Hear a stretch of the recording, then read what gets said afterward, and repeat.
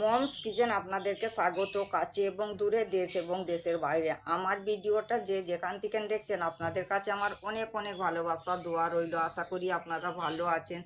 আজ আমি আপনাদের সঙ্গে শেয়ার করব আমি বাড়িতে যেইভাবে বানাই ওটাই আজকে আপনাদের সঙ্গে শেয়ার করব। আজ আমি আপনাদের সঙ্গে শেয়ার করব একটা সালাটের রেসিপি, সবুজ ডালের সালাটের রেসিপি। আপনারা আমার সাথে থাকুন, দেখতে থাকুন আমি কিভাবে সালাটের রেসিপিটা বানাচ্ছি আর কি কি উপকরণ দিচ্ছি।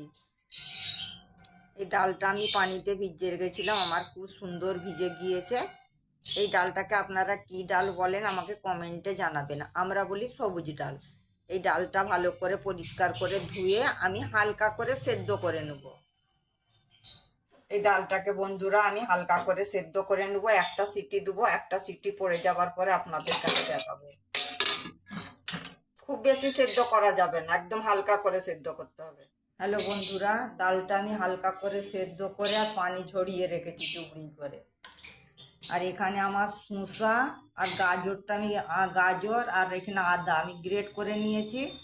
টমেটোর, কাঁচা লঙ্কা, পেঁয়াজ আমি সরু সরু করে কেটে নিয়েছি।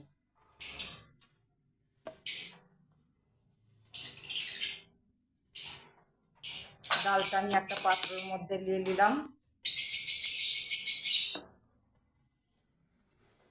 শসা গ্রেট করে রেখেছিলাম, শসাটা দিলাম, গাজরটা দিলাম, পেঁয়াজ দিলাম, আদা কুচি দিলাম,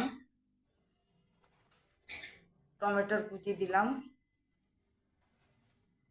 কাঁচা লঙ্কা দিলাম। লঙ্কাটা আপনাদের পরিমাণ মতন দিবেন, যেমন ঝাল খাবেন সেই বুঝে লঙ্কাটা দিবেন। নুন দিয়ে দিলাম,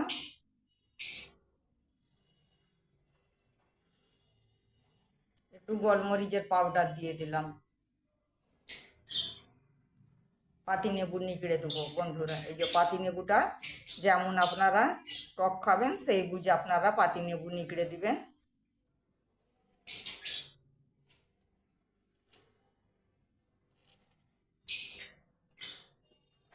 হাতের সাহায্যে মাখিয়ে নেব।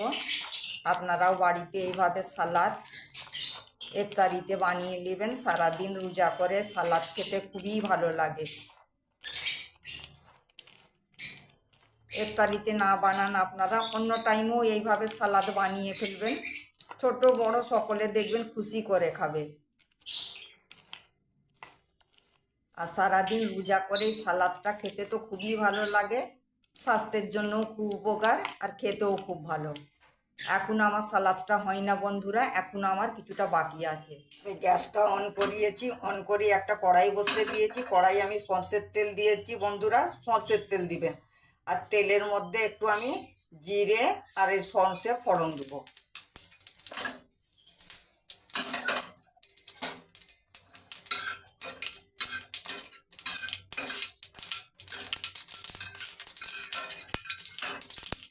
গ্যাসটা আমি বন্ধ করে দিলাম।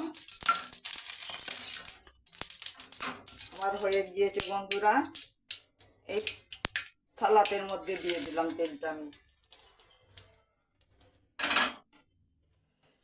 এবার আমি চামচের সাহায্যে আবার ওপর নিচে করে মাখিয়ে নেব।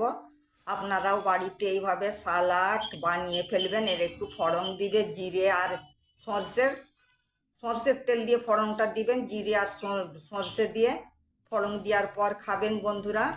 সালাদের রেসিপিটা তেগুণ বেড়ে যাবে, খেতে খুব ভালো লাগবে আর এটা স্বাস্থ্যের জন্য খুব উপকার। আমার সালাতের পুরো রেডি হয়ে গিয়েছে।